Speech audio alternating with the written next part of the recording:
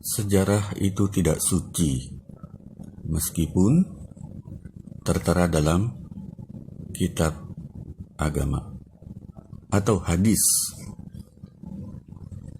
Sebagai contoh, dalam cerita Salomo atau Sulaiman, itu ada suatu aktivitas pengukuran,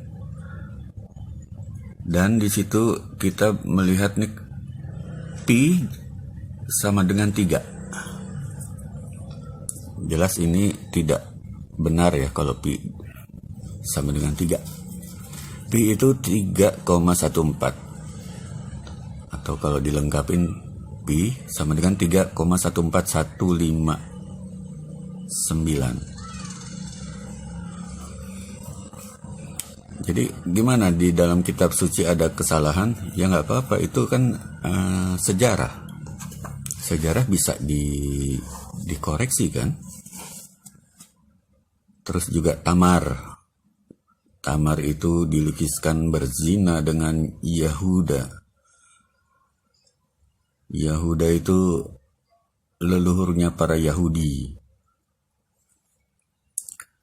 Tamar ini menyamar sebagai pelacur ya, terus berzina dengan Yahuda, melahirkan anak. Nah, dari anak ini menurun itu keturunan yang merupakan nabi-nabi dari Bani Israel ya, Daud hingga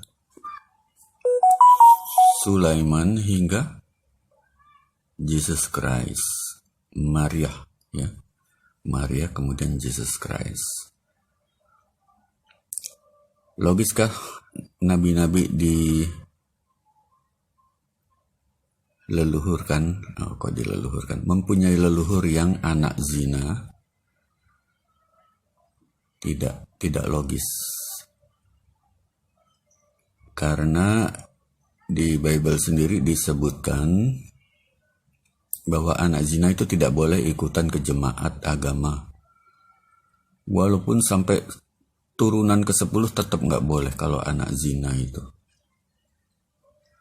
Dan ternyata dari yang disebut dalam tanda petik anak zina itu lahir keturunan-keturunan yang diantaranya adalah para nabi. Jadi kesimpulannya apa? Tamar tidak berzina.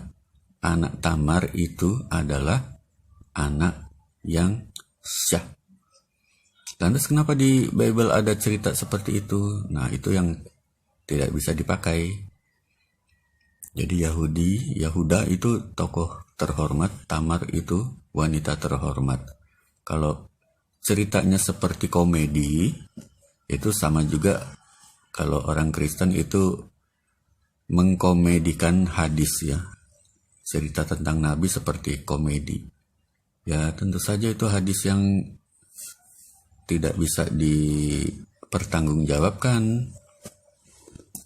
Ya, hadis dari Sunni ya.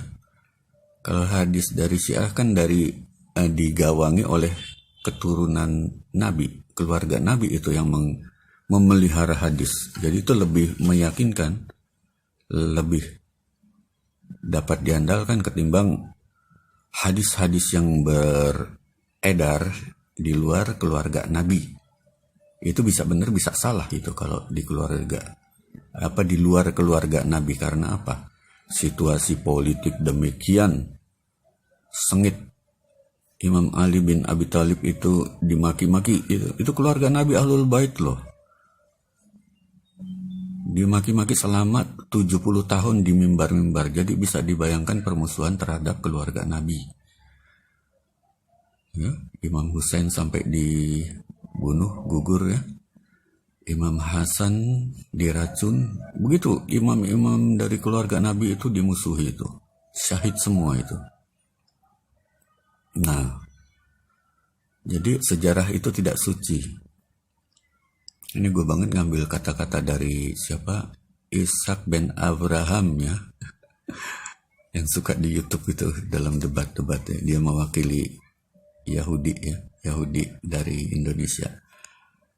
Nah, sekarang kita ambil contoh baru lagi, yaitu apa?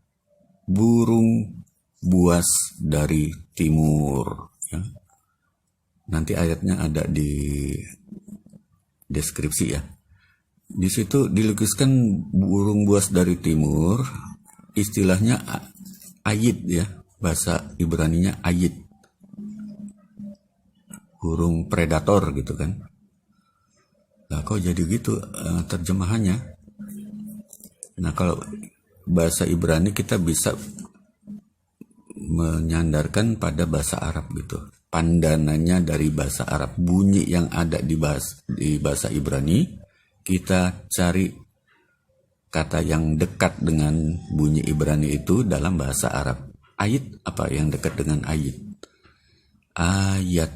Nah, kalau ayat kan ayat dari timur itu matching dengan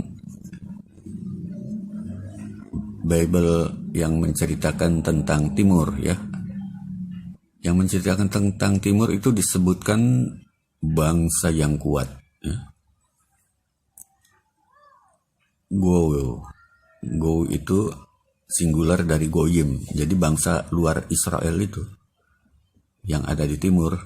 Goyim yang ada di timur itu disebut bangsa yang kuat, yang Tuhan akan memerintah atasnya untuk selama-lamanya. Oh, keren gak? Goyim itu bukan non-Israel. Walaupun juga kalau diruntut-runtut ya garis keturunan Israel mungkin saja. Tapi di sini kan ada keturunan Nabi Muhammad, ada keturunan Ismail ya.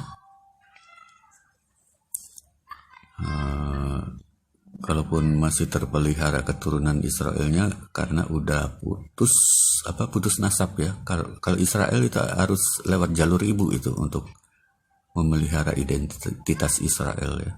Kalau jalur ayah terus, ya lama-lama kan akan jadi goyim itu, walaupun keturunan Israel ya. Nah itu bangsa luar Israel yang kuat di timur. Timur itu tempat matahari terbit ya. Terus ada lagi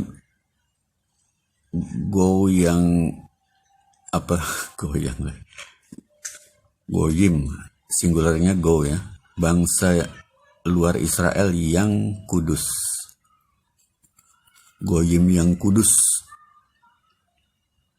Nah, itu juga disebutkan itu.